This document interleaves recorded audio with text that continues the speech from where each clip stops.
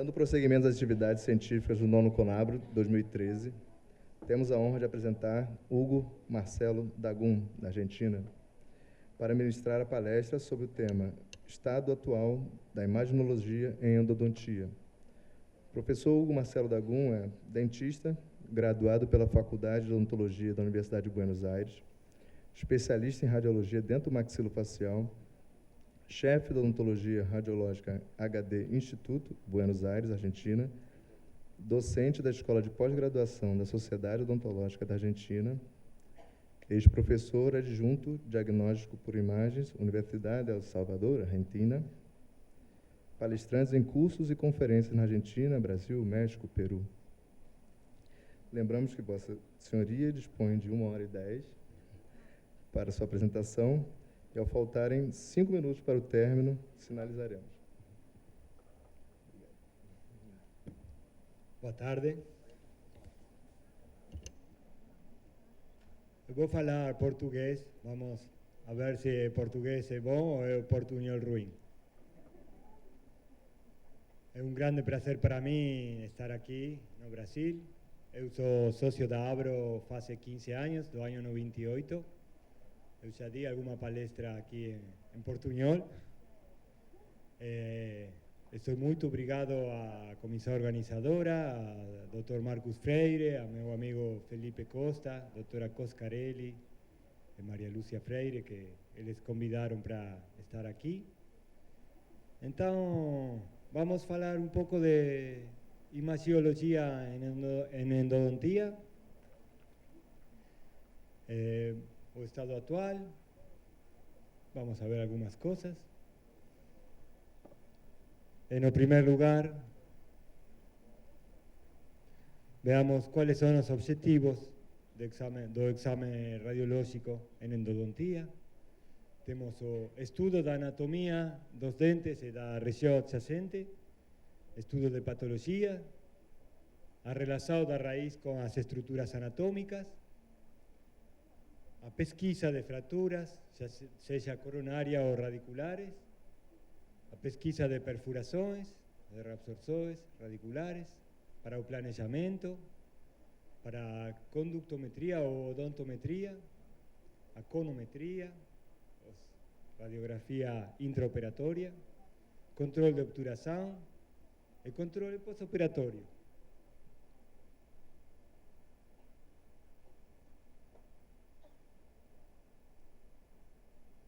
Acho que estou longe do meu computador. Ok, a técnica da bissetriz, vocês conhecem, é a técnica que utilizamos sempre em endodontia, e ainda hoje, a técnica mais utilizada. A primeira técnica, porque o raio central incide a nível dos ápices radiculares, não vamos a falar muito disso, é muito útil para ver patologia apical, para ver os processos apicais, abscesso dentário, o granuloma, o cisto, também para ver cáries, perdas de substância coronária, para pesquisa de fraturas, ainda sabendo as dificuldades que dá a imagem 2D, imagem convencional. Sabemos que é difícil, em muitos casos, pesquisar fraturas coronárias ou radiculares, especialmente. As reabsorções interna e externa. E aqui, neste ponto, com o avanço das novas tecnologias, nós dimos conta que não sabíamos muito, ou que muitas vezes estávamos errados.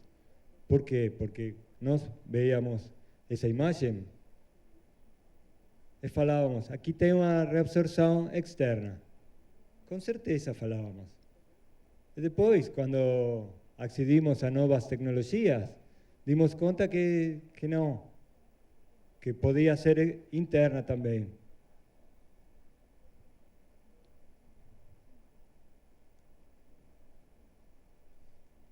Nódulos pulpares, dente sem dente ou dente... Como fala em português isso? Dente sem dente. Em espanhol também. Mas é latim.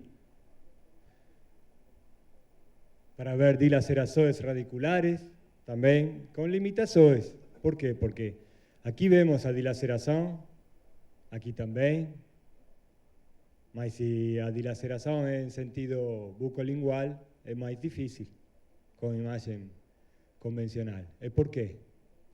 Porque a imagem convencional tem limitações. Como essa fotografia, cedida gentilmente pelo meu amigo Felipe.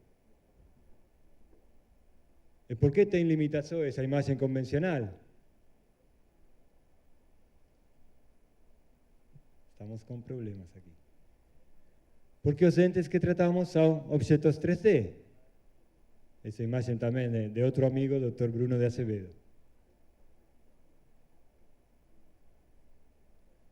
A técnica convencional trabalha com artifício de técnica. Todos os dias, endodontistas ou nós, radiologistas, tratamos de mudar, variar a angulação horizontal ou vertical para identificar raízes múltiplas, como nesse caso,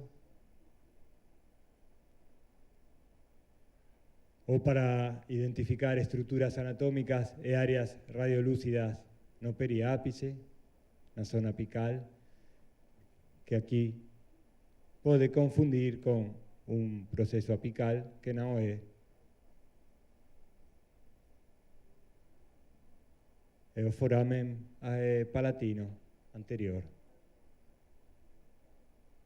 O avanço com a radiologia digital faz já 25 anos foi muito bom porque em termos de dose de radiação, da resolução das imagens, é muito melhor. Hoje, atualmente, utilizamos muito placa de fósforo, que brinda a possibilidade de ter oportunidades de diferentes filtros para endodontia, para visualizar melhor, mas é ainda com tons de cinza similar a filme analógico.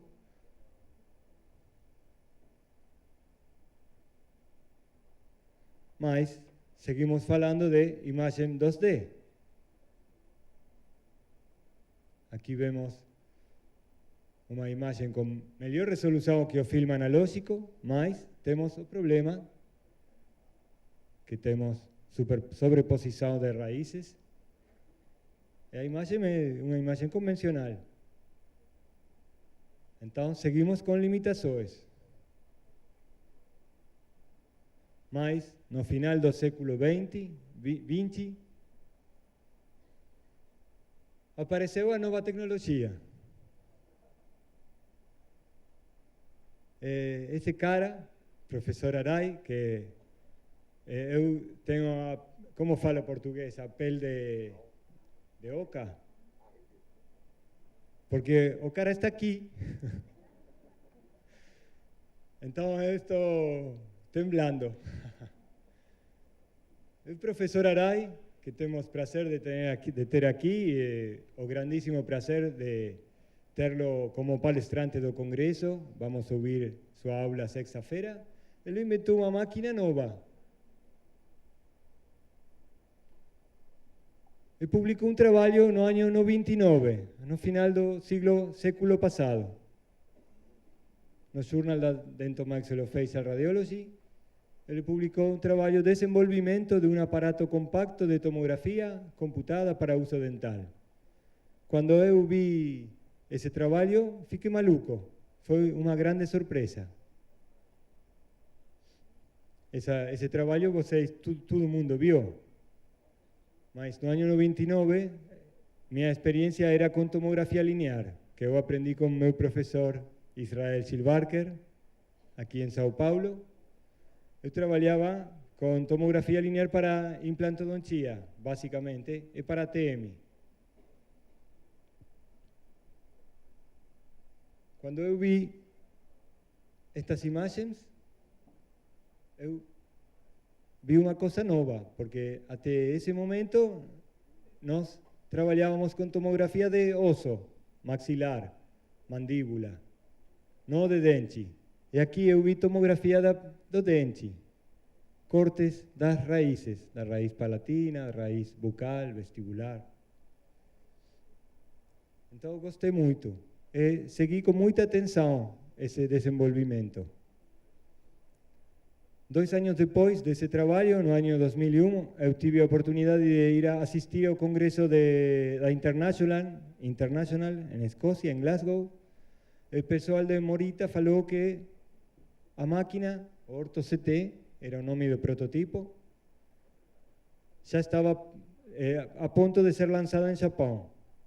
E 2 anos depois, no ano 2003, tivemos a oportunidade de ver a máquina aqui no Congresso Mundial em Florianópolis. Foi a primeira vez que vimos a máquina em vivo.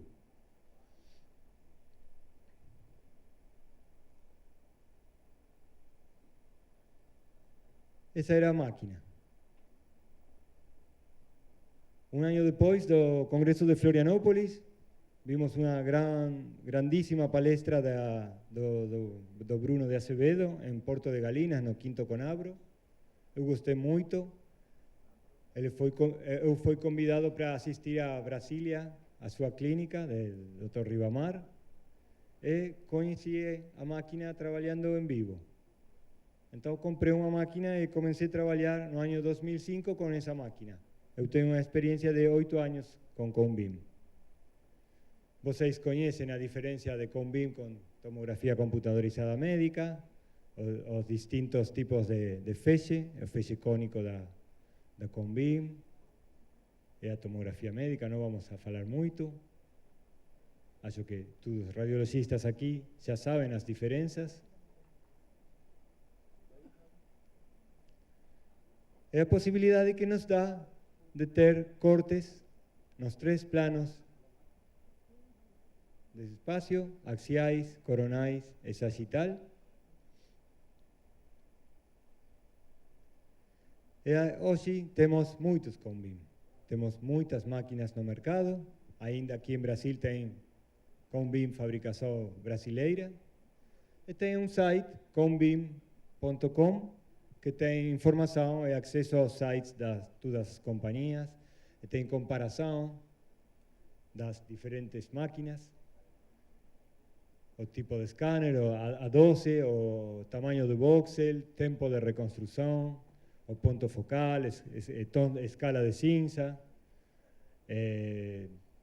tipo de detector, tudo informação para comparar. Diferentes características técnicas das máquinas. Nós trabalhamos com Aquitomo, desde o ano 2009 com Aquitomo 170, temos 2 máquinas em Buenos Aires, e nós trabalhamos com um voxel de 80 micrones, ou 0.08, até 250 micrones, ou 0.25. O professor Aray também publicou um trabalho no ano 2009, há 10 anos da outra publicação, onde fala do efeito do tamanho do voxel na reconstrução da imagem em CONBIM. Eles utilizaram tamanho de voxel para reconstruir de 160, 80 e 40 micrones. Midieron a resolução, encontraram a resolução similar, 0.12 a 2 pares de linha por milímetro, em 80 e 40 micrones, mas encontraram um ruído muito mais alto na tomografia com 40 micrones. Então, a conclusão é que o limite de resolução foi de 80 micrones, porque quando tem voxel mais pequeno, aumenta o ruído. Tem no mercado tomógrafos com voxel menor a 80, mas o voxel não explica somente a resolução. En aquele CONABRO, o 5º CONABRO em Porto de Galinhas, o professor Rotter da Alemanha mostrou que os CONBIM não têm todos a mesma resolução. E aqui estamos falando de endodontia. Então a questão de resolução é muito importante. Profesor Bruno de Acevedo, que hizo su posgrado en San Antonio, trabajó con diferentes CONBIM y también mostró diferentes resoluciones, que si falamos de implantodontia está todo bien, porque para hacer un implante aquí o aquí no tenemos problema. Vemos las corticales, vemos la espesura, altura, no tenemos problema. Mas si falamos de endodontia y tenemos que ver ese proceso apical, es diferente. Precisamos da resolución.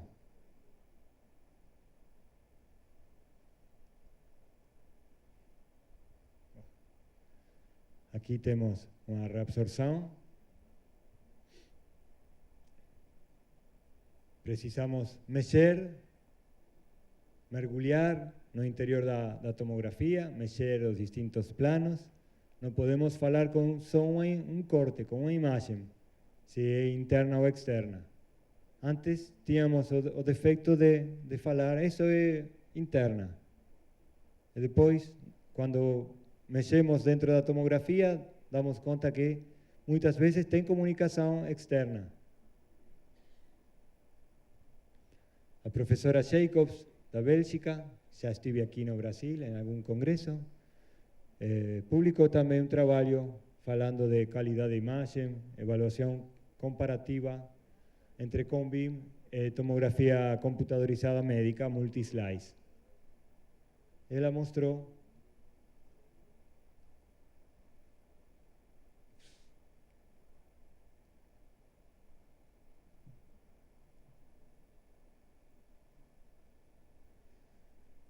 diferentes resoluciones entre las distintas máquinas. Y vemos que no todas las resoluciones son iguales, son similares.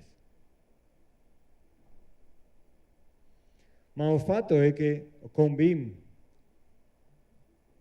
além da resolución, tiene una gran virtude, un gran beneficio, que es a dosis. Proporciona una calidad de imagen adecuada para exámenes dentomaxilofaciais, mas, sobre todo, gerando dosis efectivas ao paciente considerablemente menores do que a tomografía médica. Eso es un fato.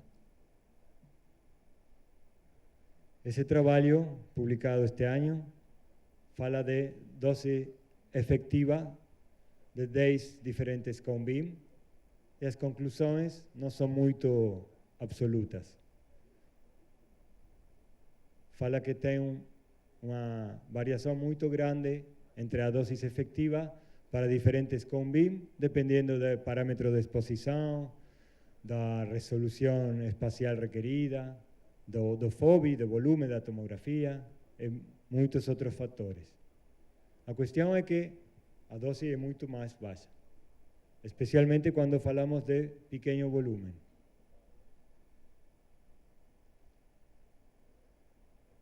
Y cuando falamos de endodontía, falamos de volúmenes más pequeños posibles. Y sabemos que a resolución aumenta, o tamaño de voxel es más pequeño, generalmente a resolución aumenta, y a dosis efectiva también.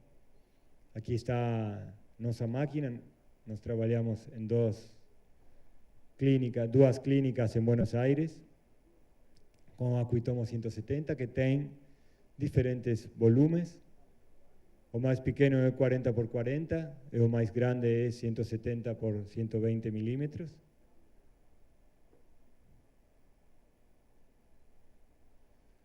Y aquí tenemos fotos de la clínica mais nova, con paciente, y aquí a tela donde nos escolhemos o volumen da tomografía. Tenemos la posibilidad de escolher para high resolution, mas no utilizamos mucho, a resolución ya es boa. Y para endodontía trabajamos en 40 por 40. Volumen más pequeños, para ver densidente, volúmenes un poco más grandes, 60 por 60, paciente con fisura, palatina, alveolar, volúmenes más grandes para ver hemimandíbula o mandíbula entera, o volúmenes más grandes para ver macizo craniofacial. Entonces vamos a dar una oleada das indicaciones en endodontia. ¿Cuándo indicamos con BIM en endo? Para estudio de anatomía dentaria, en casos donde a sobreposición de las estructuras anatómicas dificulta a avaliación endodóntica, casos donde el examen convencional no detectó patología periapical, contradiciendo a clínica, que es soberana, porque algunas veces esquecemos de eso. A clínica es soberana, esa es una frase muy bella.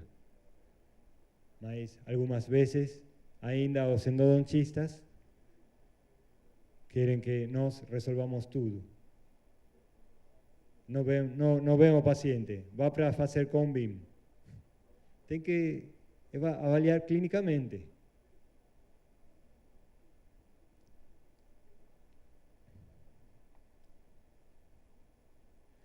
Para planeamiento y acompañamiento de cirugías apicais, relacionado de periapicopatías con estructuras nobres adyacentes, y para pesquisa de fracturas dentarias.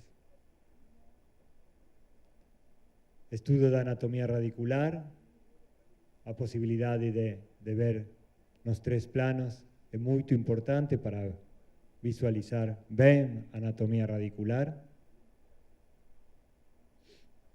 Aquí tenemos un ejemplo, un molar en C.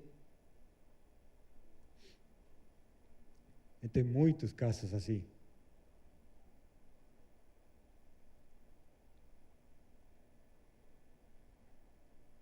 Y también para ver la relación con estructuras anatómicas, como en ese caso canal mandibular. Esta imagen es de un paciente muy querido por mí. Él tenía que hacer una endodontia do 1.5, do segundo premolar. Eu falei, cara, vai fazer uma com BIM, porque esse cara sou eu. Por eso eu quero muito. Media hora antes de sair para endodontista, eu tirei uma tomografia da minha própria boca. Encontrei isso. Eu gostei, que bom que eu fiz tomografia, porque acho que endodontista vai ter um benefício de ter a imagem prévia. Quando ela viu a imagem, ela, ok, está bom. Sem imagem não tinha problema, falou. Mas é muito bom ter a imagem. Então, também vemos da variação anatômica, da característica anatômica do conducto, mas também vemos a relação do ápice ou periápice com o seio, muito perto. O tecido mole, a mucosa do seio está levemente engrossada, muito pouco. Depois vamos a voltar a essa imagem. Para a detecção de fracturas radiculares, a utilização de CONBIM é muito interessante.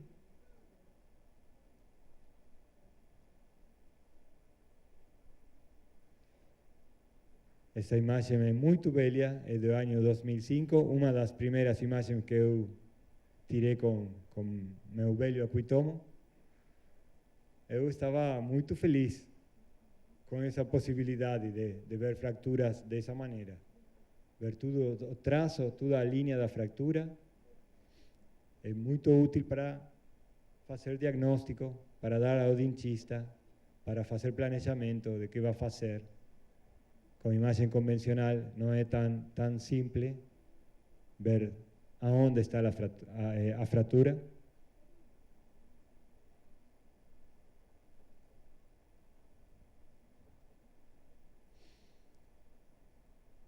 Este caso do ano 2006 também mostrou uma fratura do incisivo lateral. O dentista, uma segunda-feira da manhã, enviou uma menina que joga hockey, dieron con una bola aqui. Então ele enviou a paciente para fazer tomografia diretamente para fazer implante. Nós fizemos tomografia e achamos a fratura do incisivo lateral, mas também achamos fratura no incisivo central direito e no esquerdo. Lá. Então, o valor da tomografia é muito importante, porque nós não veíamos isso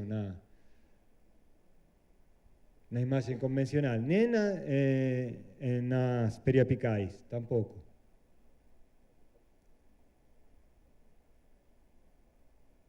A possibilidade de ver fraturas em ubicações, em posições distintas ou difíceis de ver em radiologia 2D, é muito alta com BIM.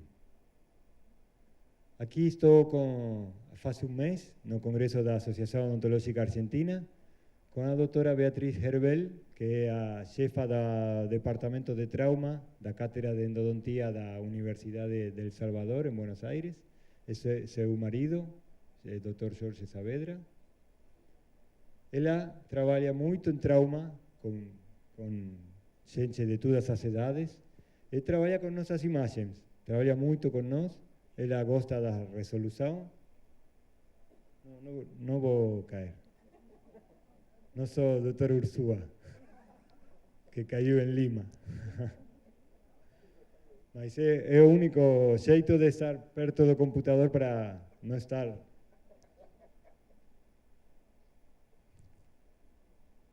Ela trabalha muito com imagens e tem casos que eu acho incríveis, porque se eu vejo essa imagem, eu penso, essa peça não pode continuar. Esse é um controle há 6 anos. Controle há 6 anos. Ela utiliza muito com BIM para planejamento, para diagnóstico primeiro e para planejamento depois. Essa imagem do ano 2010, convencional, ela deixou a peça em boca, porque são crianças de 8 anos, 9 anos, não dá para fazer implante a essa idade. 9 meses da lesão, 1 ano e 8 meses,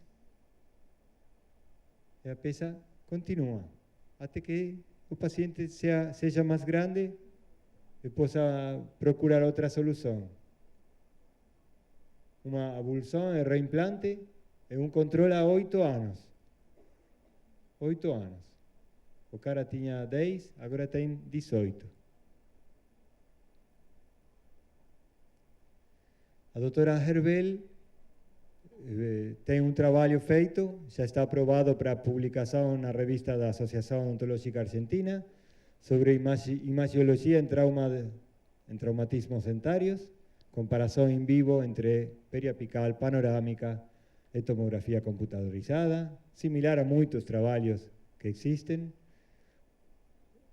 Trabalhou com 186 imagens de traumatismos dentários sobre 62 pacientes. Nós fizemos todas as tomografias aos 62 pacientes e a conclusão é que pode ser a pila que está. A detecção de lesões difere significativamente según o método de imagens utilizado. A panorâmica não é um método preciso para diagnóstico de traumatismos dentários. A periapical se mostrou como método de excelência para primeiro diagnóstico.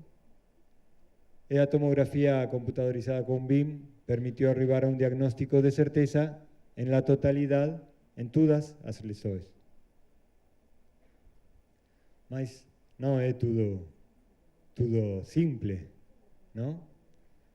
Podemos ver fraturas, mas também temos artefatos. Eu estive aqui em Rio de Janeiro no año 2008, no CONABRO de Rio.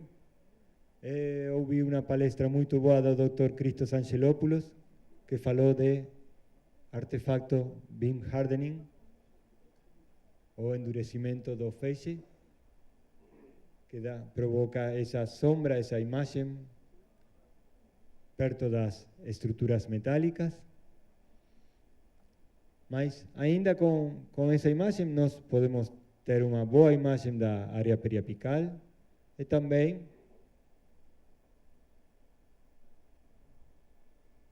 ver aqui uma fratura.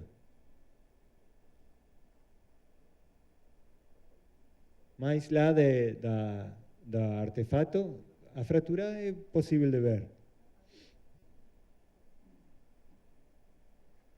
E aqui é um trabalho do Dr. Felipe Costa, Marcelo Cavalcanti, Gaia, Umetsugo, falando de detecção de fraturas horizontais radiculares com pequeno volume, em presença e ausência de postes metálicos.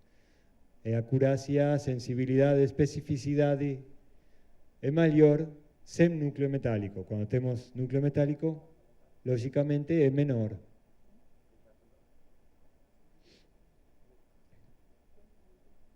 Aqui temos artefacto beam hardening, mas a fratura dá para ver.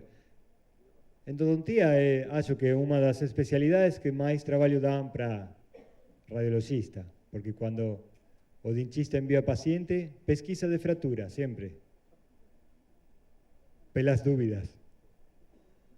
Então temos que mexer muito para procurar estar certo. Se vamos a falar não tem fratura, temos que estar com muita certeza disso. Aqui neste caso é muito fácil, porque dá para ver em todos os planos. Mas muitas vezes a fratura só vê em um só plano, Então tem que mexer muito. Aqui vemos uma imagem periapical com uma linha no ápice, sobreposição das raízes. Nós estamos com muita certeza de que temos aqui. E se vemos essa imagem, vemos uma linha. Mas tão certo que fratura pode ser um conducto lateral também. Mas se vamos aqui ao corte axial, não temos dúvida. A fratura está. E aqui, nesse molar, vemos a fratura aqui e a fratura aqui. A fratura está. Ou aqui, muito difícil de ver uma fratura com esse traço, essa direção, na imagem 2D. Mas vemos a imagem aqui, a fratura longitudinal ou vertical, no meio da peça, do dente. E aí está, é fácil de ver, mas tem que mexer algumas vezes. Para a detecção de lesões periapicais, com BIM é uma ferramenta muito útil. Aqui, esse trabalho de Bender fala que não é o tamanho da lesão do ano 1982. Não é o tamanho da lesão que produz a visualização radiográfica, mas o grau de perda de minerais, localizado perpendicular ao raio central do feixe, é o aspecto crítico. Isto pode explicar por que uma mudança no ângulo do raio-x, na posição do objeto, pode provocar o desaparecimento da lesão no filme. É um fato que todos conhecemos. Quanto mais próximo da cortical, melhor será a visualização da lesão. Já no ano 1967, o professor Bustamante, que é um professor emérito de periodontia na Argentina, com o professor Sartres, fizeram uma experiência em uma mandíbula seca, com a broca, fizeram pérdida de tecido, cortaram o esponjoso, E só uma vez que foi cortada uma das corticais externas, apareceu a perda óssea na imagem. A conclusão é que a cortical pode aparecer íntegra, embora tenha perdido 90% do tecido mineralizado. É que uma perda pode ser apenas de 10% da cortical e aparecer na imagem. Bom, trabalhos que falam de detecção da lesão periapical em TC, en CT, tomografía computadorizada, en periapical, y aquí vemos que no 100% de los casos, na cirugía y na tomografía, puede ser diagnosticada, mientras que a periapical son un 78%, que igualmente es alto.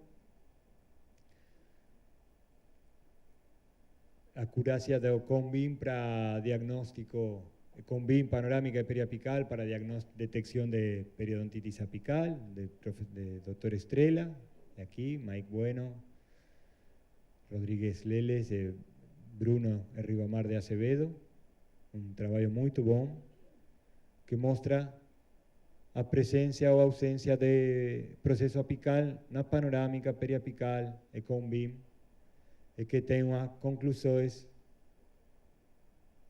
que dicen, sobre as condições experientes e dentro das limitações desta investigação, pode-se concluir que a prevalência do processo apical foi significativamente maior com CT, logicamente, comparando com radiografias periapicais e panorâmica. O análise ROCI sugere que o processo apical é corretamente identificado com métodos convencionais quando apresentam estados graves. E o CT mostrou-se um método diagnóstico preciso para identificar processo apical. O velho índice periapical de Orstavik, Kerekes e Eriksen de 1986, hoje podemos dizer que mudou ao novo índice periapical de Estrella, basado en CONBIM, donde tenemos un índice que va de 0 a 5, según la alteración ósea cuantitativa. Y también tenemos dos índices más si hablamos de expansión de cortical o destrucción de cortical.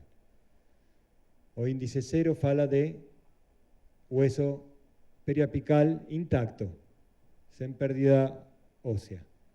O índice 1 fala de radiolucencia entre 0,5 e 1 milímetro. O 2 entre 1 e 2 milímetros. O 3 de 2 a 4 milímetros. O 4 de 4 a 8 milímetros. E o 5 maior a 8 milímetros. Mas também temos que ver a cortical. Se tem expansão, vai ser o número de índice de acordo à pérdida óssea, mais expansão, mais E se tem expansão, ou D se tem destruição.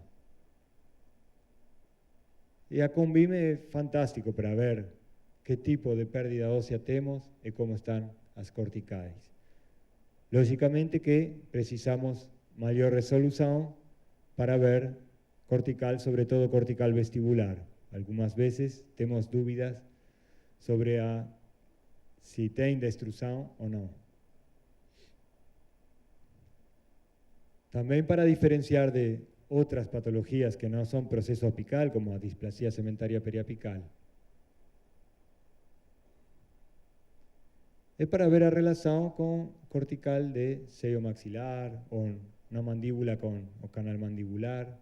Aquí vemos o cisto con un adelgazamiento más fino a cortical. Podemos medir na tomografía para ver si tem destrucción da cortical en algún punto e engrosamiento de mucosa de sello. Es muy boa a tomografía CONBIM para obter imagen de sellos maxilares. Aquí tenemos o seno está bien, está limpo, perdón. Tenemos o cisto que produce o efecto halo, o cisto dentro do sello maxilar. mas com expansão de cortical, sem destruição. E aqui voltamos ao cara querido. Eu tirei a tomografia prévia e a tomografia pós-operatória imediata, porque eu estava curioso de saber se o endodontista trabalhou bem. Ele trabalhou muito bem, mas a mucosa, por a proximidade, pode não ter destruição de cortical aí, não ter comunicação, mas a permeabilidade é alta, está muito perto. Então, a mucosa é mais grossa. 15 dias depois, a mucosa melhorou.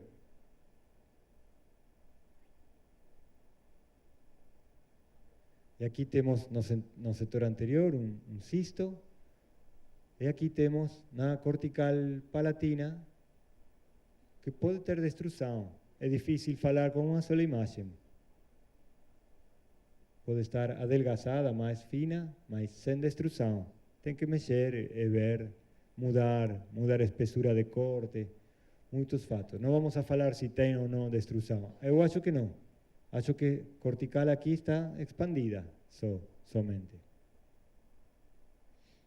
Também é muito útil para localização de conductos não tratados, como neste caso aqui, muito fácil. É um conducto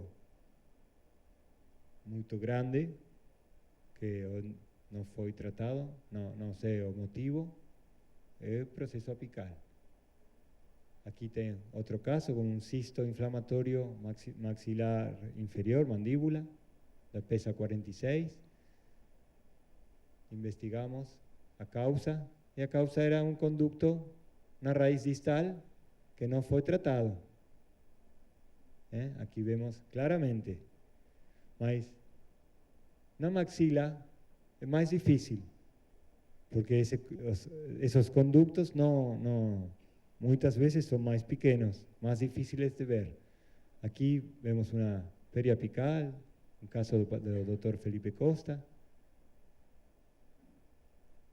E aqui vemos que na raiz mesio-bucal, mesio-vestibular do primeiro molar superior, temos um segundo conducto que é muito comum visualizar e que não está obturado, não tem obturação. Então, o que passou com isso? Passou isso. Tem um processo apical, aqui tem destruição do piso de seio, o assoalho de seio maxilar. Fui para trás. Engrossamento da mucosa. As novas tecnologias, além da imaginologia, tem microscópio intraoperatório, instrumentos rotatórios. Dentro da imagiologia temos a microtomografia computadorizada e o ultrassom, que fornecem uma capacidade de tratar casos cada vez mais complexos. Eu não tenho experiência com micro-CT, mas existem muitos trabalhos que falam e mostram as virtudes, as qualidades dessa tecnologia. Agora, aceptado 22 de outubro, está publicado online no Journal da Dentomaxillofacial Radiology. Visibilidade de espaços da pulpa dental com ultrassom, de publicação recente. Aqui vemos a utilização do microscópio intraoperatório, a doutora Maria Laura Jiménez del Arco, que é a segunda da foto, é a diretora do Centro de Microscopia da carreira de especialização em endodontia da Universidade de Maimónides, em Buenos Aires.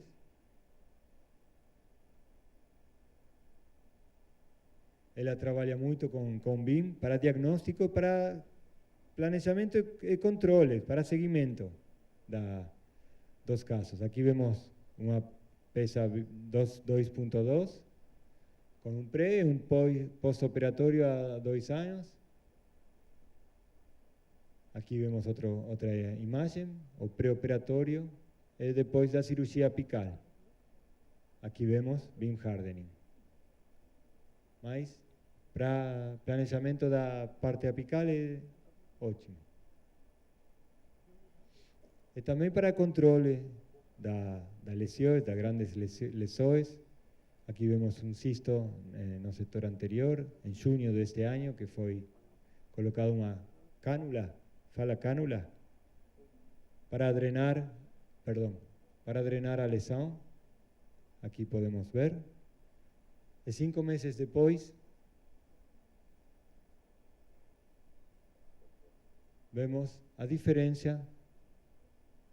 Voltamos. Em junho, corte 21, 22. Em novembro, faz 2 semanas, a cicatrização. O controle va bem. Para determinação de corpos extraños, si están dentro do seio ou não, como neste caso, que están fora, ou dentro, como neste caso. A sobreobturação foi a parar dentro do seio. As reabsorções dentinárias, internas, externas. Esse trabalho do Dr. Estrela é Mike Bueno, Gonçalves de Alencar, Matar, Valladares Neto, Correa Acevedo, Dr. Bruno e Cíntia Rodríguez de Araújo, que mostra as diferentes ubicações das reabsorções radiculares no tercio cervical, medio y apical, y mesial distal, o bucal y palatina. E o CONBIM, que é uma ferramenta muito boa para determinar isso, a posição, origem da lesão, se tem comunicação externa ou não, ou é interna. Esta reabsorção que sigue o eixo do conducto. E tem que ver, como falávamos com as fraturas, tem que ver todos os planos. Geralmente os cortes axiais são muito bons para determinação de reabsorção. E ainda quando temos dentes inclusos, também temos que olhar o estado da raiz, o estado radicular dos dentes permanentes. Nesse caso, um mesiodens não tem problema com dente permanente, mas neste caso, sim, temos a reabsorção, a risolisis do incisivo central. Então, essa imagem é muito boa para diagnóstico e para planejamento também. E para ir finalizando, um caso da sexta-feira. O cara sabia que eu vinha para aqui, então foi fazer tomografia com um dente em dente. E aqui temos um incisivo lateral. O paciente tem 12 anos. E podemos ver a lesão. A lesão a periapical também. Muito bonita para nós, não para o paciente.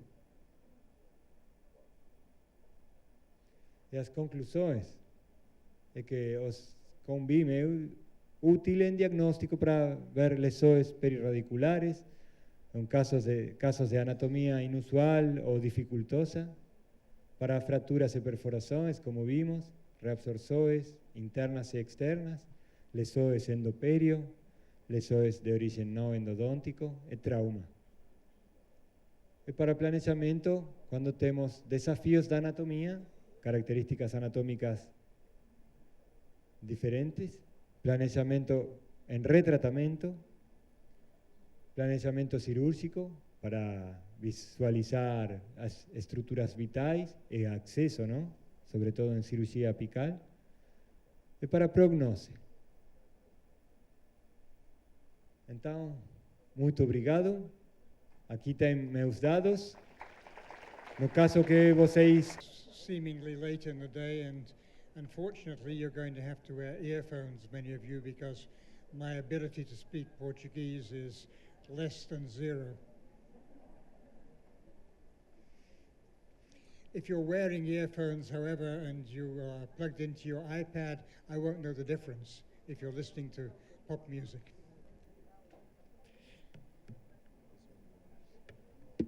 Okay, this one's forward.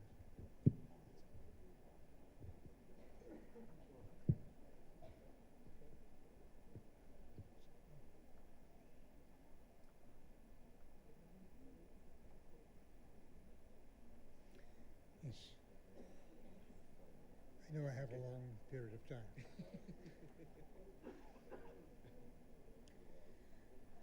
Well, I have a fairly long period of time, especially in view of the fact that I'm having to present a PowerPoint presentation and everybody's PowerPoint poisoned at the moment.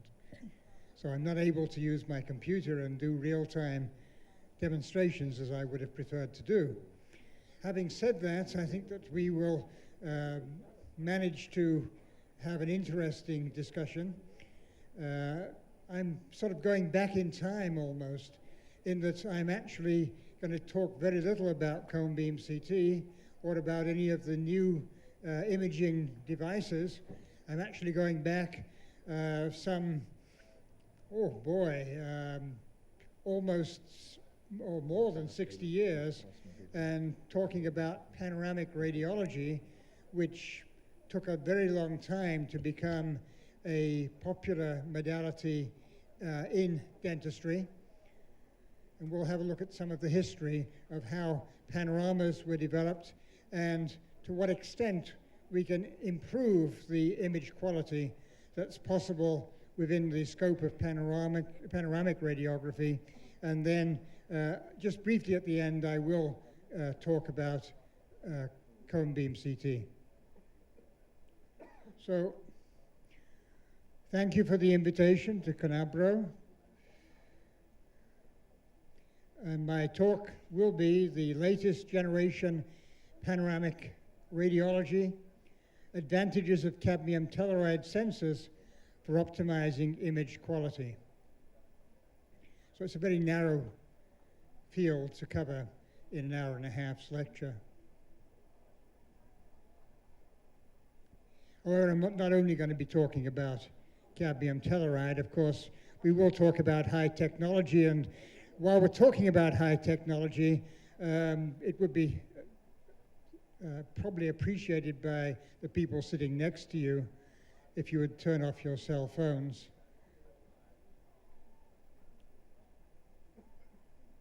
So, Dabi Atlante, I must admit, I really had not heard of many Brazilian companies, although I had received some years ago a Brazilian soccer or football shirt. And I believe that there is a game, or was a game of football earlier today, in which one of the local teams was ahead when I last was watching TV.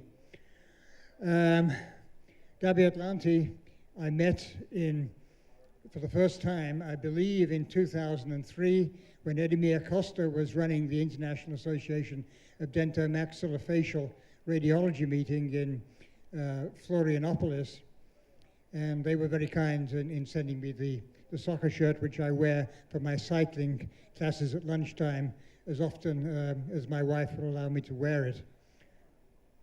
So I did know about Dabi Atlante from 2003, but I have not worked with Dabi Atlante at all. However, since 2007, I have had cadmium telluride sensors that were developed by the IAT Corporation in Finland and are the technology that is being used by Dabi Atlante in Brazil and elsewhere. There is a combination here, Brazil, Finland, but Finland is not the source of the cadmium telluride ingots. In fact, there's a Japanese connection. The factory where the ingots are made is Akrarad, and that's in Okinawa, in the southern island of Japan. So this is an international development of a technology. This is where my dental school was when I was at dental school last week. And this is where we are now, just a short time later. We have lots of beautiful toys to play with, and for the most part, I'm just going to be talking about one of them, and one that was developed really in the 1950s, but only became popular in Japan and the United States in the 1990s, and is really taking off well in Brazil at the moment.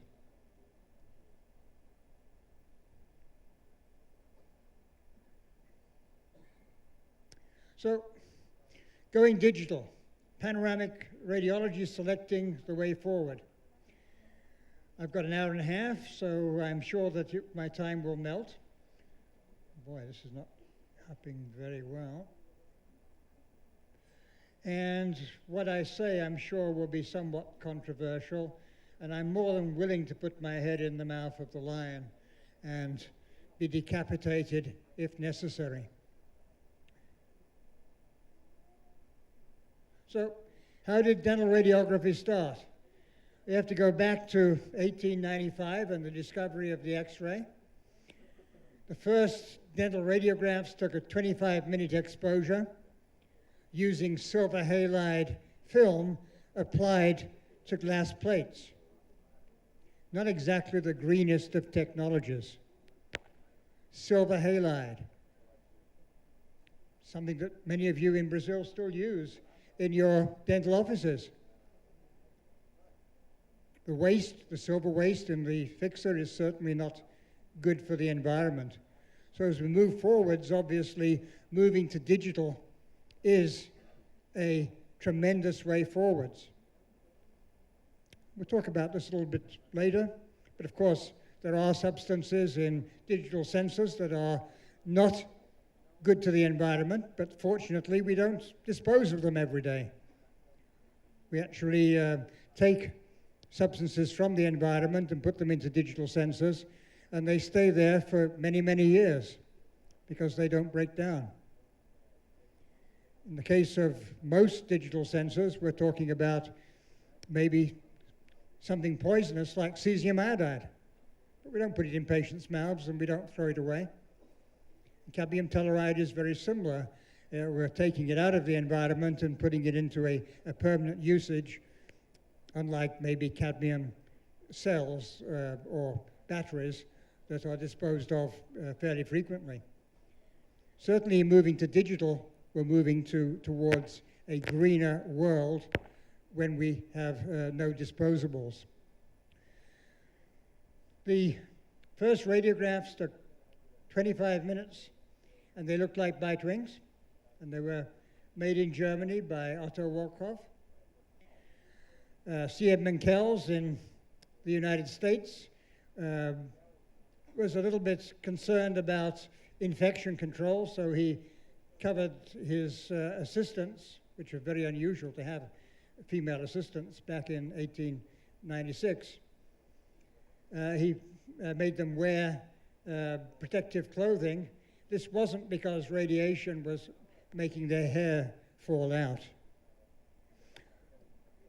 And in fact, the original films were as thick as sensors are nowadays because they had Belgium glass inside of them.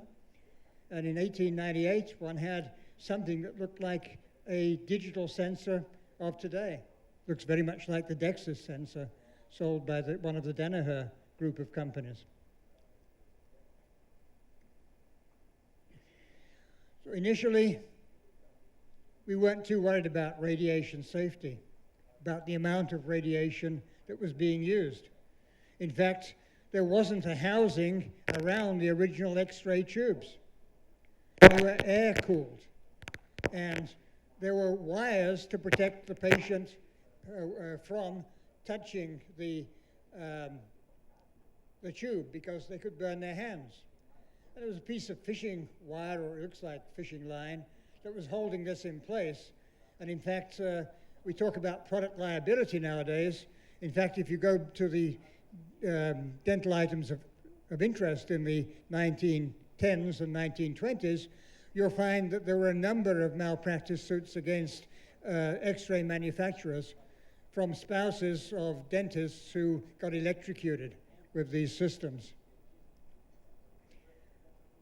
And in fact, originally, most people didn't use film. They actually used fluoroscopes. They used a fluorescent screen. Thomas Edison, in fact, patented that.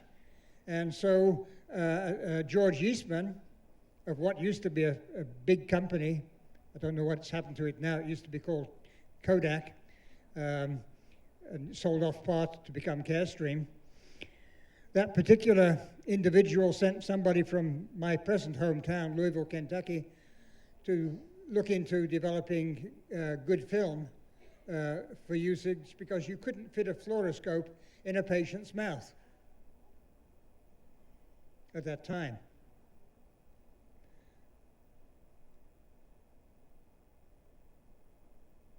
So let's have a look towards Panorama. An intraoral film is not a panorama. We have to have a greater view to get a total picture of the jaws. And the first way was to put a film in the mouth. And again, we have to go to Japan for this idea.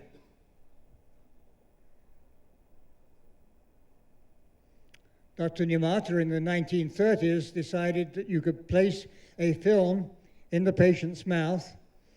And Japanese mouths are not that large usually, so I'm not quite sure how they managed to get this film in. And then you could scan, using a scanographic method, around the outside of the patient's head to produce a silver halide film. It didn't really catch on. I wonder why.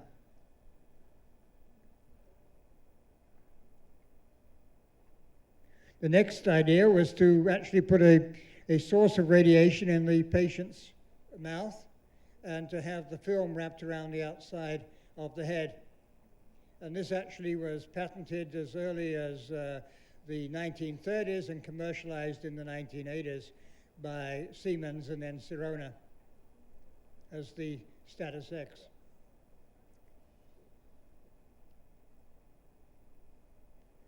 There was a lot of distortion because the source to object distance and object to receptor distance were not ideal.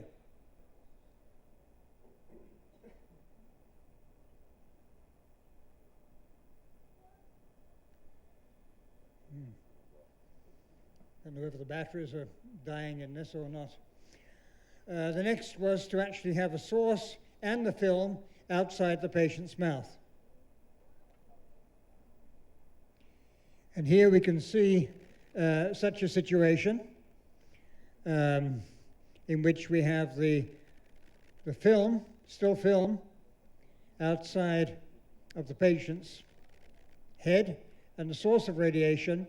And we're still using, in a sense, the idea of Numata of having bits created with this image bit by bit. But in addition, there is pantomography theory. So we're getting a tomograph as well as having a scanographic image.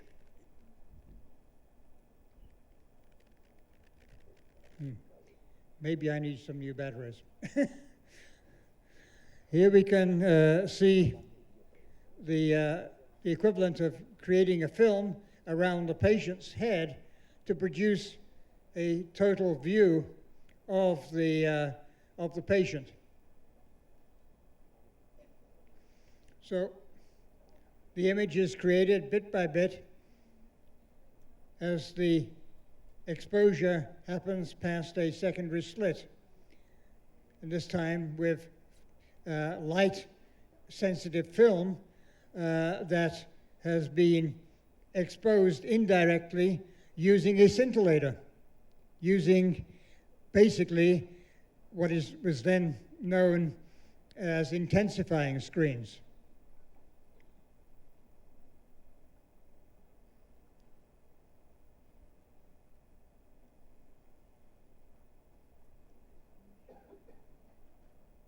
Okay, this is an example of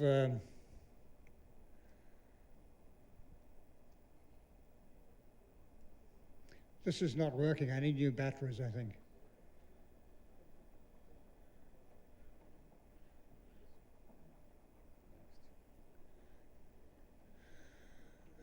So this is an example of another one of these systems, but now in this particular case, instead of having a secondary slit, a virtual image is being produced by having an array that can absorb the X-rays and create an image digitally.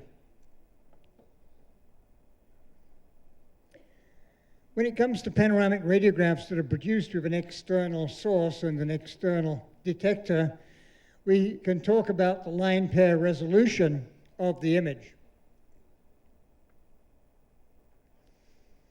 Only in the zone of highest resolution do we get the maximum resolution, and that tends to be lingual to the central area of what is known as the image layer or the focal trough.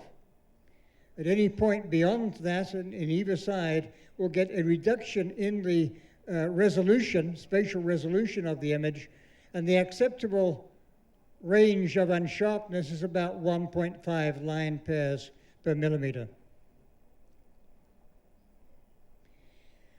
Panoramic radiographs have a lot of information on them, and in fact, I at one time put out a pamphlet for Panoramic Corporation that had a total of 50 different landmarks that were registered.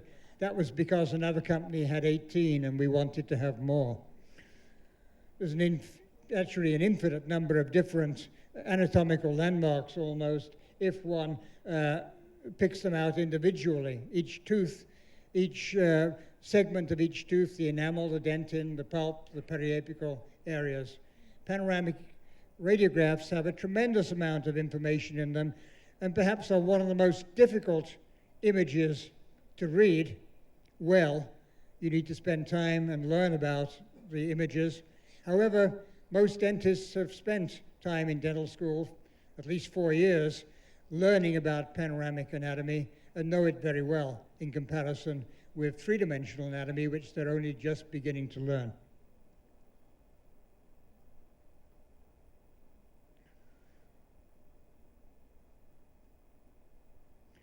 So here's an example of a poor quality analog image that I hesitate to say where it was made, so I won't. Typical of most medical hospitals when film was used.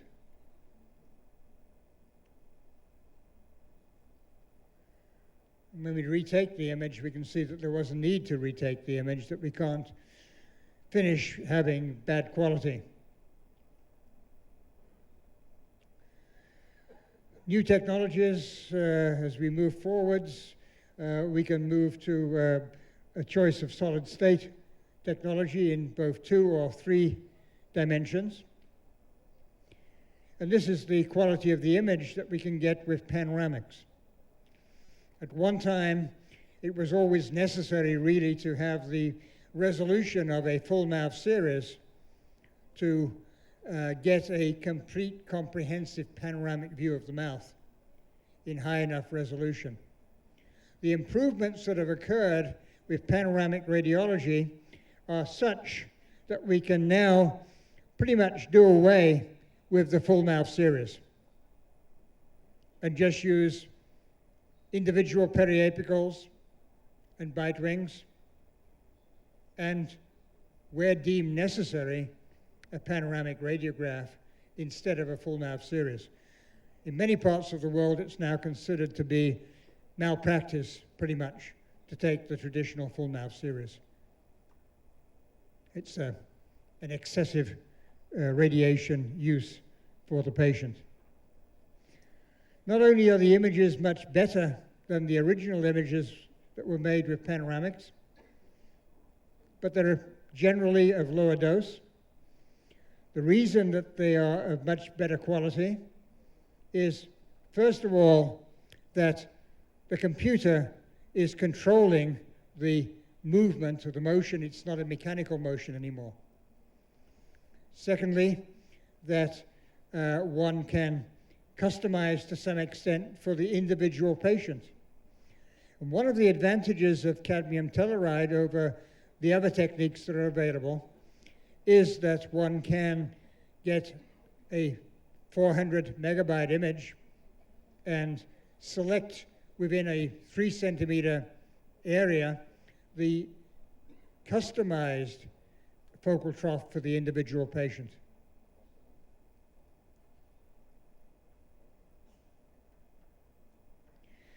So digital panoramic radiology, is that something new? In fact, it isn't. In the late 1970s, early 1980s, Richard Albert and James Campbell had the idea of digital panoramics and actually went forward to create images that were pretty darn decent at a time when the chairs were still moving to produce images. The SS White was originally interested in the concept for panoramic radiology, but closed its dental radiology business before the project was realized.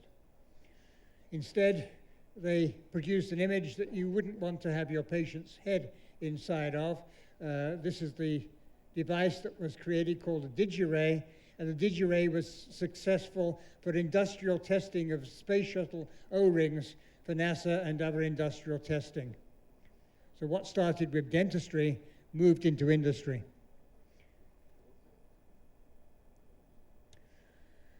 First successful digital imaging in dentistry was that was developed by Francis Moyen. When he was a student at the University of Toulouse in France, he had the endodontic clinic at the top of the 5th flight of stairs. And of course, all of the film processors were in the basement, 6 floors below. The patients were left there with the endodontic wires in their mouth, and during the time that he was running up and down the stairs, hoping that the patients wouldn't bite down on the endodontic points, he had the idea of, I can take a panoramic radiograph. That produces light. I can put a camera behind the light, and I can capture an image, like a video image. And by the way, unlike Thomas Edison, I can make that fluoroscope small enough to put in a patient's mouth. And so the first patent for intraoral digital radiology was issued in Europe in 1983 and became a product in 1987 in Europe and in 1990 in the United States.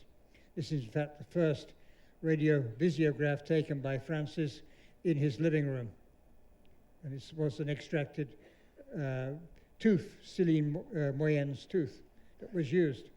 At that time, computers were not very advanced. The sizes of the chips that were used, CCD, was small, so one had to have a minifier. And he was still using a piece of scintillator of basically a cutout from panoramic screen in order to produce the image from X-rays.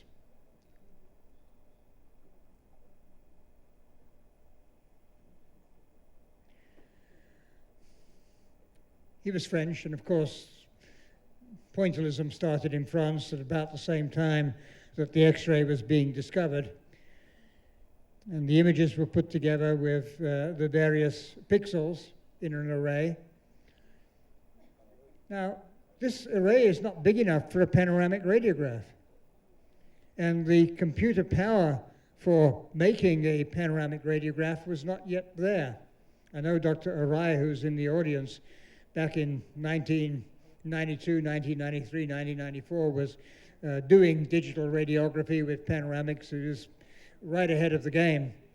He and Francis Moyen, they were both experimenting with cone beam CT before the first dental maxillofacial patent was produced in 1995 by Italians. And so we have a look here at the basis of it all, the individual pixel of information. If we take several of these and we put them in a row, guess what? We can make them stand behind a secondary slit, or the equivalent of a secondary slit, and create an image virtually that becomes a panoramic image.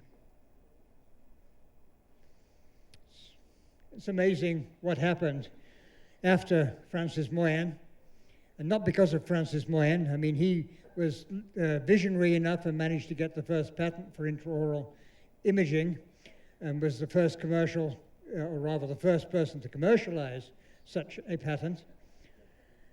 But it only took another 4 or 5 years for the first digital panoramics to come out in the middle of the 1990s. And that's really when panoramic radiology took off, more so than at any other time. So yes, we could digitize images, film images. That wasn't very popular. It didn't really take off in any big way. And nobody invented a film processor that would actually have a linear array to digitize the images as they came out. For some reason, that step was never commercialized. And then another material came out, again in Japan, using actually Kodak patents that were bought by Fuji Corporation. And they made Fuji plates for medicine. And in fact, many dental schools in the 1980s in Japan were already experimenting with these plates for panoramic radiology. So I would say that digital panoramics, in a sense, started 10 years earlier than solid-state digital panoramics, if we think about the early work in Japan. One of the techniques that became available for dentistry was the denoptics, in which one would just take a cassette like that used for film, remove the scintillators, and place in a storage phosphor plate. This was then just used in any machine that would normally take film. Exposed. And then after it was exposed, it could be processed using a solid-state laser. So we have the unrecorded plate with the storage phosphor. We have the stored image, a laser scanner producing blue light from a solid-state red laser. And then afterwards, after the image had been photomultiplied and brought into a computer, one had the erasing of the plate to do. Could use any panoramic machine that was analog immediately by using this technology. But it had no real big advantages over film because it still took several minutes to process the image and to look at the image. You didn't get an instant image. Technology was not terribly expensive, apart from the phosphor plates costing 600 to 1,000, not reals, but American dollars. There are other problems as well. Yes, already, Warren. This is film, there is film in the camera, and storage phosphorated images are susceptible to degradation from excess ambient lighting. So there are issues to consider as far as that is concerned.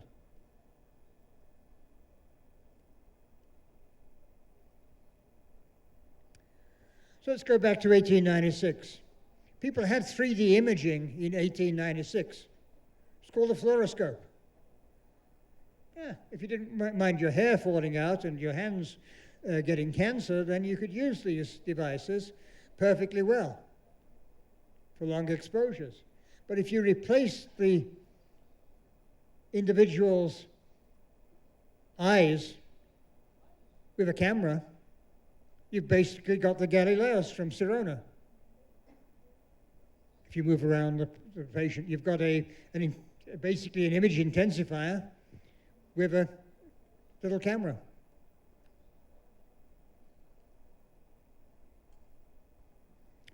The oldest technology in the world, apart from the fact that the man's not there. So there are a variety of solid-state detectors. First of all, you have the image intensifier and just regular fluoroscopy. It's an old technology, and quite honestly, the quality of the images is very poor. in my opinion, once you take it away from the proprietary images or proprietary software and take it into DICOM and have to try to read it in native DICOM. Then you have scintillators such as gadolinium oxysulfide, cesium iodide, and sodium iodide. Scintillators plus semiconductor detector use light-absorbing photodiodes. And then we have direct semiconductor detectors such as cadmium telluride and cadmium zinc telluride. These use semiconductor diodes. The difference is that with these techniques we're looking at here, light is produced from X-rays.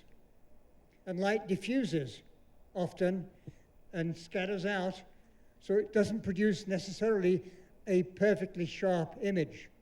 There is a line spread function that can affect more than one pixel and create noise. The direct semiconductor detectors, on the other hand, produce electrons directly from the impact from X-rays. And therefore, as these are channeled to each individual pixel, the image can be much sharper.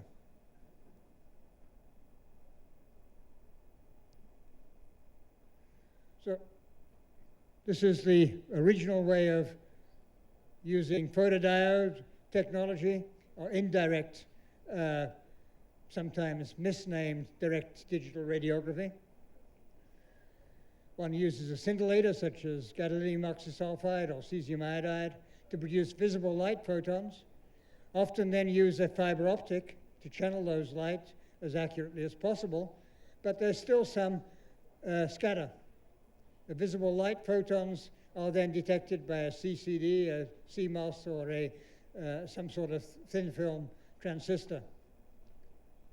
And this is indirect solid state technology, often incorrectly labeled as direct digital sensors. As an editor in the past, I have been very quick not to accept the term direct digital imaging from anybody that submitted papers with that terminology when they've used indirect methods with a scintillator. So early on with panoramic radiology, one had retrofits, which were CCDs, which did use this indirect scintillator-based technology. And here's an example of the one of the first digital panoramics that was commercialized, the trophy system that was used with an instrumentarium machine. These retrofits were a problem, however, because whenever one used a retrofit, because you didn't know whether the manufacturer of the panoramic machine component or the manufacturer of the digital detector was to blame if anything went wrong. Let's go back one. I'm having solid. This is just sticking every time I try to use it.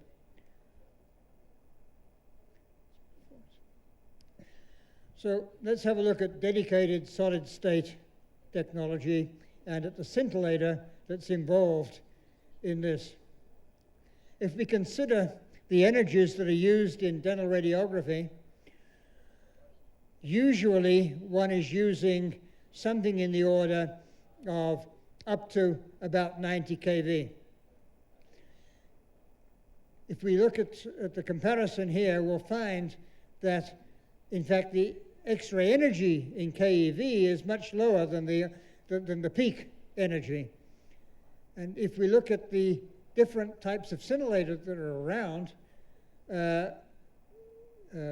silicon, selenium, etc., cadmium, cesium iodide, and then cadmium telluride. Cadmium telluride has a broader spectrum of energy in which it can actually match the energy produced by the source of radiation. We've done studies in the past in my school. My wife and I did work in which we looked at lutetium, and we found that, in fact, often the scintillators that were being used were not well matched with the energy produced by the X-ray tube.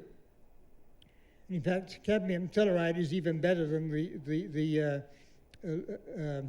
lutetium ceramics that we were trying to use at one time. So here we can see a comparison of cadmium telluride versus amorphous silicon, and again the range of interactions that's possible is much greater with cadmium telluride than with amorphous silicon. If we look at modulation transfer function, if we look at the maximum theoretical modulation transfer function, MTF represents the sharpness of the image taken by digital X-ray sensors. The higher the MTF, the better the image. Sensors make a difference. The maximum theoretical MTF is almost matched with cadmium telluride CMOS sensors, whereas that is not the case for indirect detectors. If we look at an indirect conversion, we have a spread of visible light that's possible from the scintillator, whereas when electrons are created directly by X-ray interaction, there can be a much sharper image produced.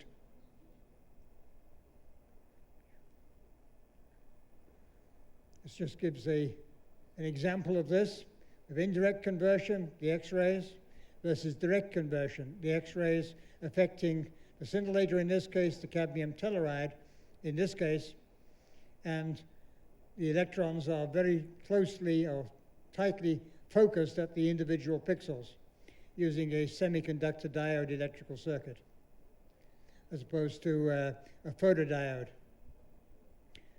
Therefore, with indirect conversion, there's a greater potential for blurred images, and we saw some of those blurred images in the beautiful slide shown by Hugo Marcelo, comparing different detectors in the previous lecture. So, what's the difference? Raw image, here, we have an intraoral sensor and a sharpening tool. When we're dealing with an indirect technique, when we sharpen the image, we're actually losing resolution. That is not the case when we're dealing with cadmium telluride, because we get a sharp image to begin with. We don't need to correct it, so we can maintain the resolution rather than losing it. So with cadmium telluride crystals and CMOS, the DQE can be greater than 90% at 90 kV, the range that is commonly used in panoramic and cone beam CT. The MTF is more than 75% at 2 line pairs per millimeter and more than 40% at 5 line pairs per millimeter. There's a 3 times better DQE, which basically means that there's a 3 times better image quality for diagnostic purposes. Also, the technique can be 3 times more dose efficient, and therefore it can reduce the radiation dose that is necessary to be used.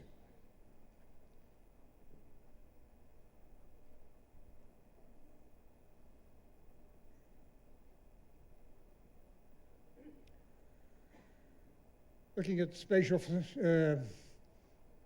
frequency in terms of modulation transfer function, the theoretical and the real are very close together.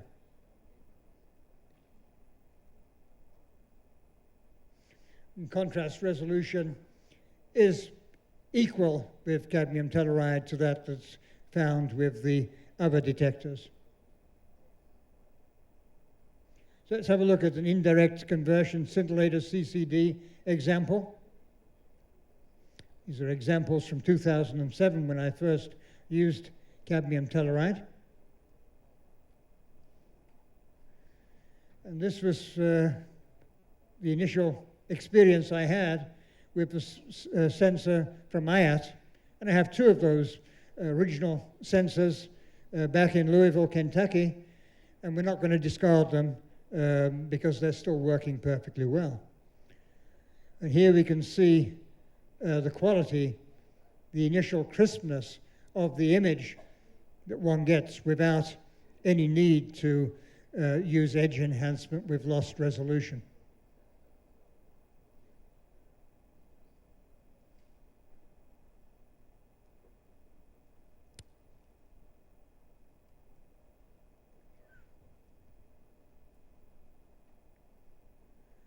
Okay, let's have a look at the manufacture of cadmium telluride CMOS sensors.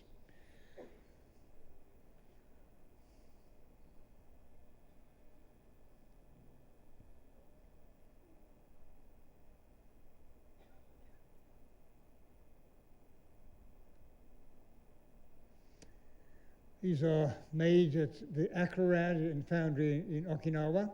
This is cadmium telluride crystal growth.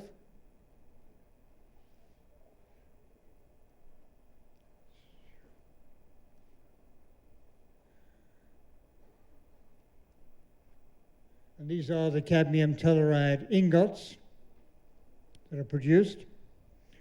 These are then sliced into wafers. And the wafers are then treated by photolithography to produce the pixels that are present. These are then diced into detectors.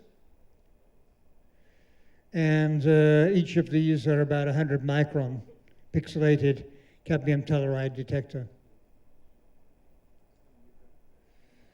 This is the clean room at IAT, basically at Otaniemi in Finland. It's more spotless than the average operating theater. And this is Konstantinos Spariopoulos, who put together the idea of these sensors in the first place, that is providing to Derby Atlante. Here we can see the great care with the cadmium telluride wafers.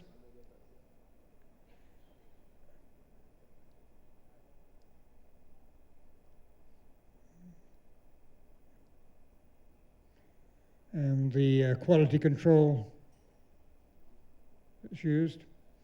So one gets the CMOS designed to bumped readout circuits. This shows the CMOS layout design, similar to the pictures I showed earlier from the device of Francis Moyen. This is the CMOS wafer. It's then bumped.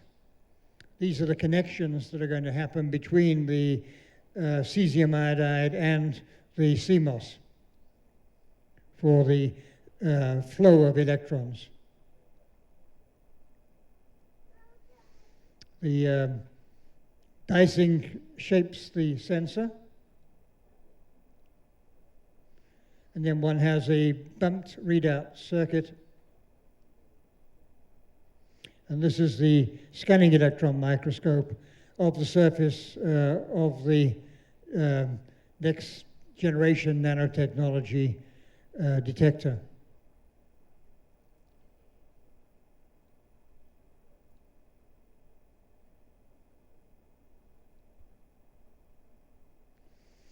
So with direct conversion CMOS readout and bump bonding, one gets close to 100% fill factor, closer than with any other device.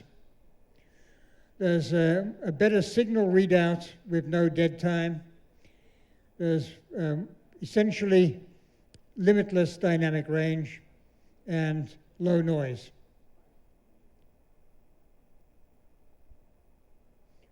Here we can see the patented cadmium telluride crystal sensors with the X-ray energy affecting the cadmium telluride, and then the bumped surface. Having great problems with this remote, it's not moving very well. And then readout of the CMOS. Here's an example of one of these diced sensors.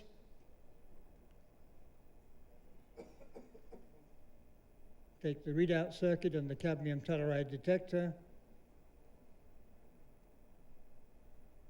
Then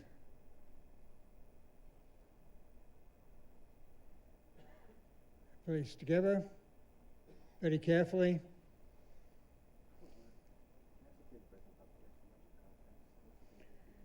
Here we can see the cadmium telluride and the connection to the CMOS. With direct conversion is enabled by cadmium telluride or cadmium zinc telluride crystals being directly bonded with a patented process to the CMOS. This layer is able to directly convert radiation to electrical signal.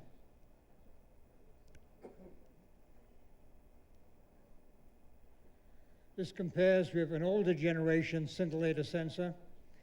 One has a reflected surface, one gets a use of a scintillator, and the light can spread. In case of older devices where X-ray radiation is converted to light, elements are dispersed in all directions, and that significantly decreases resulting diagnostic value of an image and dose efficiency in some cases.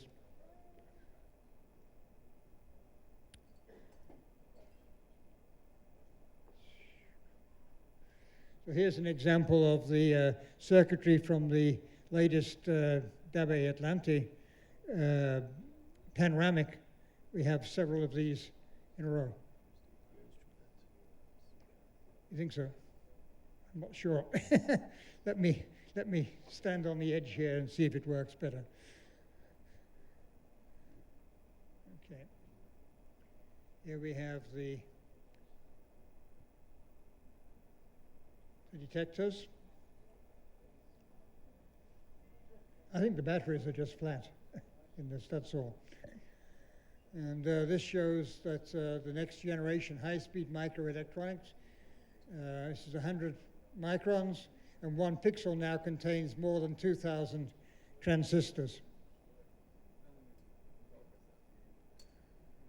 Here we can see laminographic imaging. We actually don't have, we have a whole zone of up to 3 centimeters, which is totally in focus, that can be selected from to develop the final panoramic radiograph. This provides a unique opportunity among panoramic systems to adjust the focal layer to the ideal for individual patients. And I apologize, we don't have the ability to use the computer on the stage here. Otherwise, I'd be able to show you this happening in firsthand.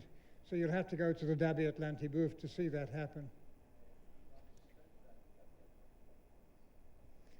So we can have, in the past we had 1 layer that was actually in focus. Now we have multiple layers, up to 3 centimeters thick, that can potentially be selected from and be perfectly in focus.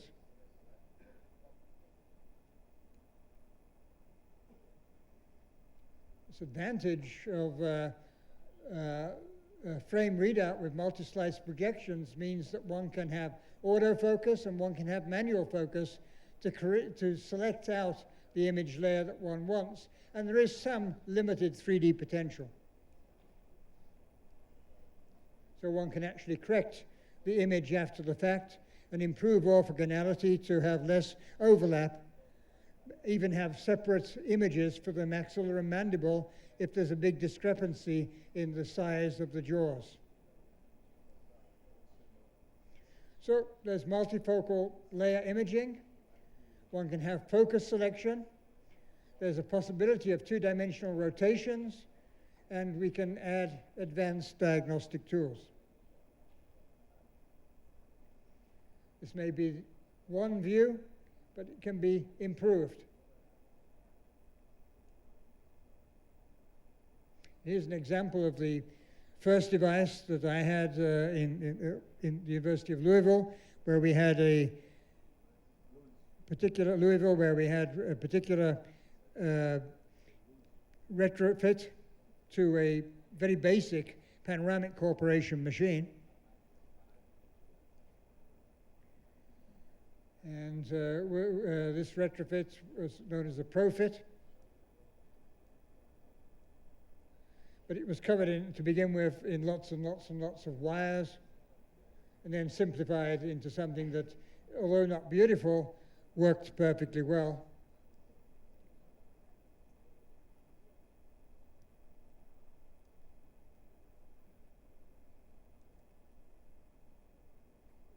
Let's have a look at some examples of images. These are the early images with the technique. Of course, women are more complicated than men, but men would like to just be able to have one spot to press on. And to begin with, I had to actually work out the focus and decide exactly manually where I wanted the panoramic layer to be. Now we have autofocus and can automatically produce a very pretty image with only needing to adjust the image in a minority of cases. This is an example of the Eagle 2D from Davi Atlanti, which uses the cadmium telluride technology. And here are some of the examples of the images that have been taken in clinical practice in Brazil.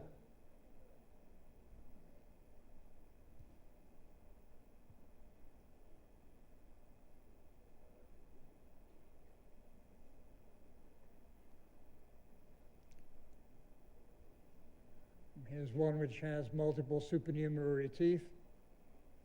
I think you can see very clearly that the periodontal ligament space is well represented in these cases, to a point where there is little or no need to take periapical radiographs.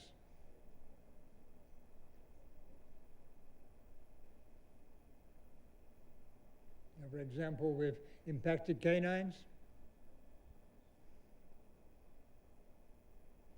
Case where I would prefer to have cone beam CT, but initially one would start with the panoramic. Yet another example, impacted molars, third molars. This side we're above the mandibular canal. I would not want to have a cone beam CT. On the other side, because the canal is superimposed on the roots of the teeth, I would certainly think about getting three-dimensional imaging. Bimaxillary projection, sometimes misknown as a bite wing. Bite wings don't show the roots of teeth. One can produce, with reduced dose, images just of the posterior teeth by only exposing those areas. Another example of a bimaxillary view. This is a TMJ series with closed and open. I would never use panoramics for TMJ imaging, but usually, but you can see gross morphological changes and the ability of the condyle to move over the articular eminence. This is a so-called sinus evaluation. Again, I would not restrict myself to using panoramics for sinus views. I would use three-dimensional imaging, cone beam CT, or a full-thickness film. Again, more examples. This is a reduced dose image, minimizing the dose and still getting a reasonable readout. And this is a pedo panoramic using pedo exposure parameters. Cephs as well can be generated using scanning techniques. with cadmium telluride. And so can hand wrist radiographs using the same Ceph attachment. So let's review the next generation direct conversion sensors. They have a DQE, which is particularly high, a very good MTF. They permit laminographic or tomosynthesis image processing. One can have multifocal layer imaging, and generally speaking, one is using IAT sensors, which are patented. So cadmium telluride crystal direct conversion. I'm having great problems with this remote.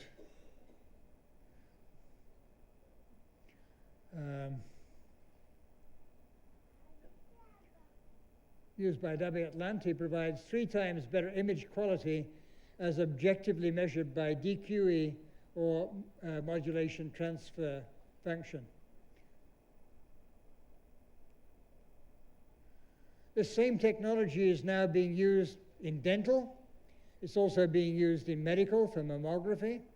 It's also being used in industrial for looking at the quality control of pharmaceuticals and looking for industrial quality control of equipment. So medical and pharma uses of this same technology are quite widespread now. It's also being used not only for medical and pharma, but also in some cases for security at airports.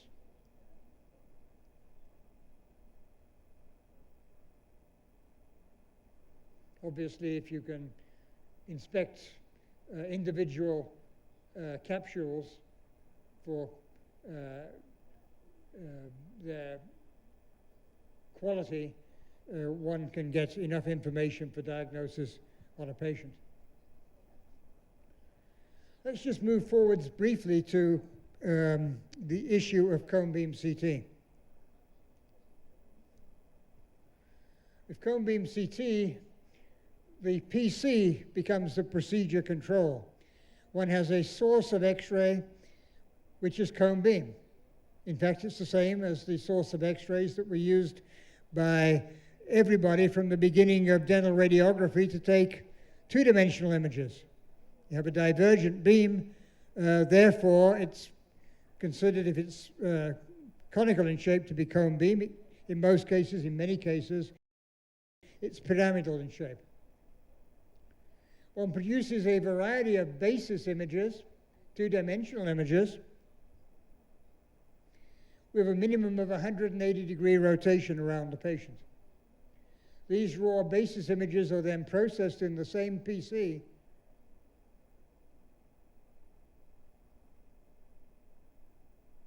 to produce images that are approximate in quality to an anatomical dissection. In some cases, better than an anatomical dissection. So cone beam CT has some definite advantages over two-dimensional imaging. If we look at this particular view here, we can see that this periapical radiograph has a lot of anatomical noise, such as the patient's nose, soft tissue, the anterior nasal spine, and so forth. Bender and Seltzer, as early as the 1960s, stated that if you didn't have loss of cortical bone, you couldn't see a periapical lesion. If one then takes a transaxial view instead, such as that through this tooth, we can see early changes or healing that is going on within the space above the tooth without there being any disruption of the cortical plate. Anatomical landmarks such as the zygomatic process of the maxilla that can obscure details of the roots of the teeth are taken out of the focus, and one only finds just one pixel dimension and one can see the lesion that is not so readily apparent on the periapical of the same patient. In fact, cone beam CT shows 34% more periapical lesions than can intraoral radiology. As far as fractures are concerned, Dr. Hugo Marcelo showed you a lot of fractures. Not many of them that he showed you, though, could not be seen unless one had cone beam CT.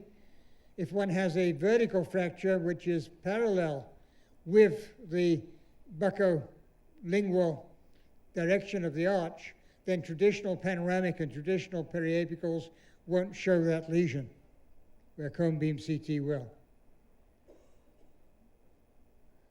Here we can see a view of the panorama selected out, and one cannot see that lesion on the panoramic view.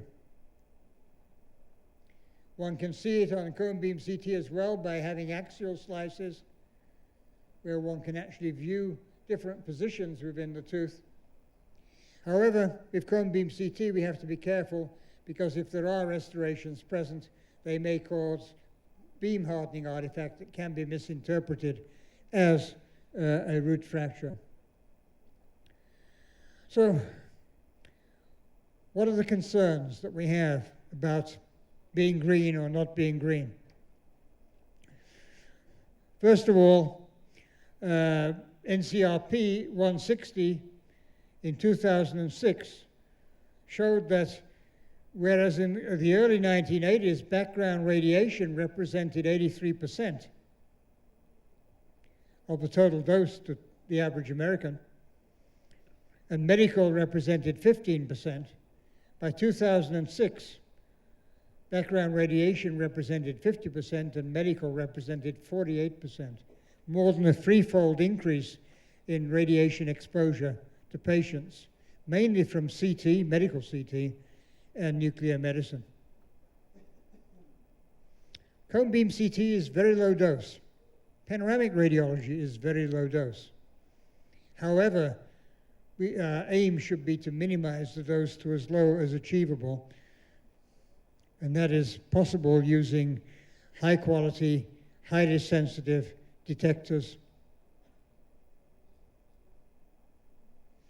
There have been problems in the United States with the New York Times asking about or describing radiation worries for children in dentist chairs based upon the excessive use of cone beam CT from not having adequate selection criteria and not having adequate technology in the past. In fact, when this was written, there were machines that were being designed and produced by Hitachi in Japan and by Illuma in the United States that actually produced doses that were equivalent to or even exceeded medical multi-detector CT imaging in terms of dose.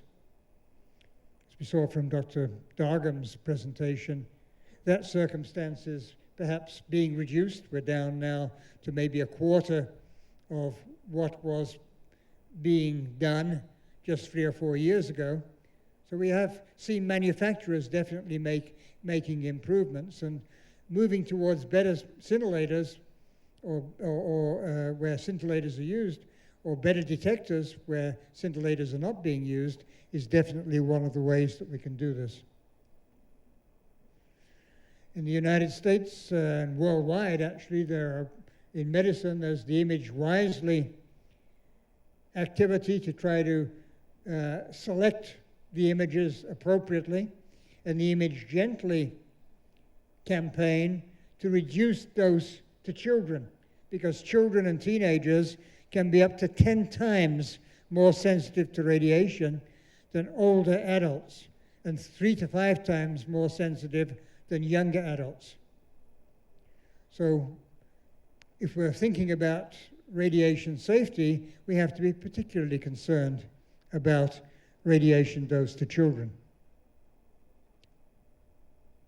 Much of this is not the manufacturers, but we, the dentists' choice in making appropriate selection criteria. We certainly shouldn't be buying machines that don't have a specific pediatric option.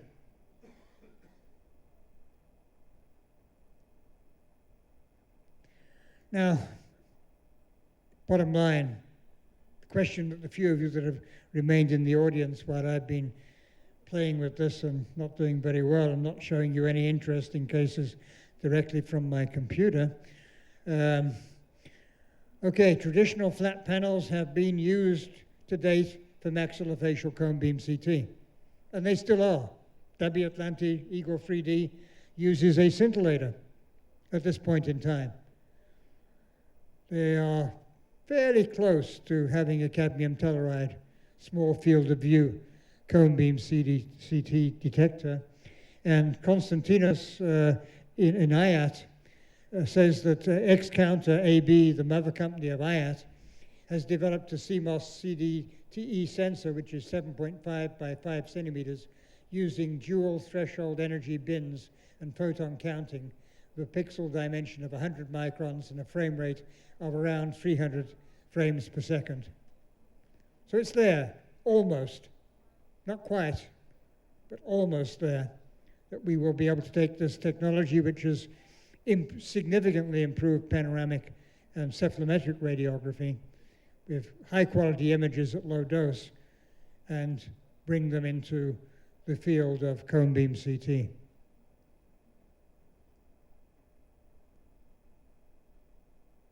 So that's the end of my presentation. Again, I apologize for having great difficulties with this device. I really do think it needs new batteries.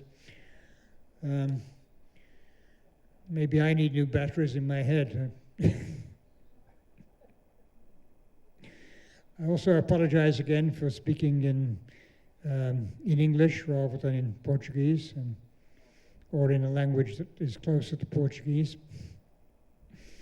And those of you who are here having to listen to the translators who had not got a transcript in advance and therefore have been doing this on the fly. Thank you for the translation you've been doing.